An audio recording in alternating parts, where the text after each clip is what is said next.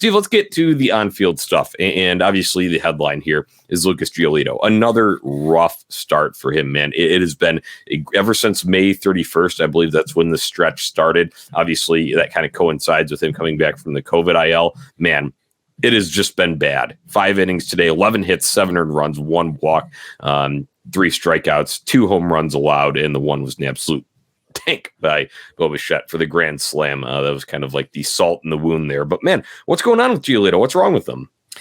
I can't really pinpoint it. You can look at some of the data points on things like Baseball Savant. Look at the downtick in his velocity, the loss in spin on all 3 of his pitches, some of the changes in his vertical and horizontal movement patterns on his slider and changeup. And from an eye test standpoint, the one thing that I'm seeing right now is he's not fooling the hitters right now. Stone talks about this a lot, and I think it's a very salient point from him in that you can tell the quality of a guy's stuff by hitters' reactions in the batter's box. And the hitters, they seem like they are on just about everything right now. There's nothing, or there haven't really been many swings in the last 3 or 4 starts from Giolito where guys have that reaction like, oh wow, what was that? Or whoa, that wasn't in the scouting report.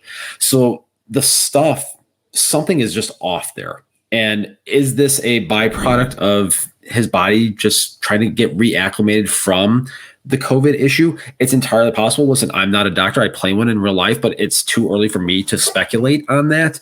So I don't want to even really go down that path. But at the end of the day, again, he's just not fooling anybody right now. And the stuff just does not have that life to it that we are accustomed to seeing. And that's going to continue to be a problem here until he gets this thing figured out.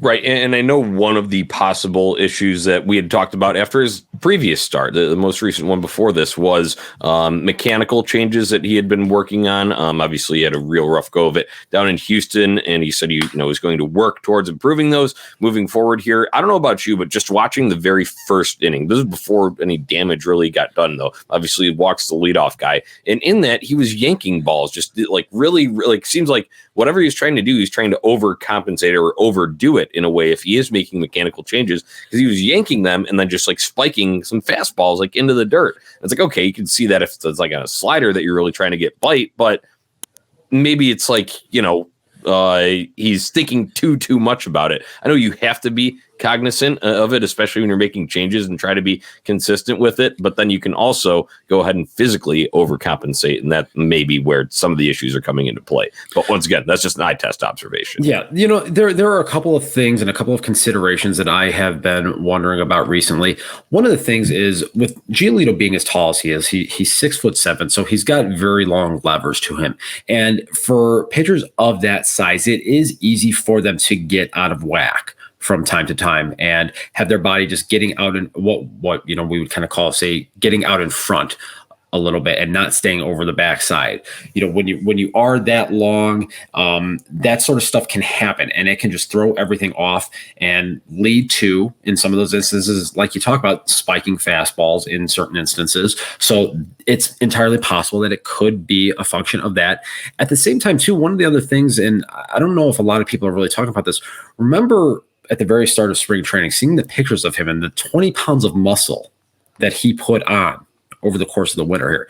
Is it entirely possible that maybe some of the flexibility and some of the pliability that he had previously isn't there and is potentially compromising some of the stuff with his delivery and causing him to get a little bit out of whack there with the additional muscle mass? Again, I can't really speculate on that, but those are just two things that kind of have me wondering a little bit. Right. That's, I think that's $1 million question right now. It's the multi-million-dollar question, possibly hundreds of $1 million question here that everybody's asking, because obviously kind of a storyline surrounding him too is eventually getting a payday. Would that be with the White Sox? What's that going to look like? Well, feels like he's that number is plummeting with each and every start that he goes out and struggles in. Now, it's not entirely out of the picture. Obviously, we know what he can do when he's on. So not entirely out of the picture that he could rectify this, turn it around, and be that guy and reestablish himself as the number one down the road. But right now, it seems like a far cry from that.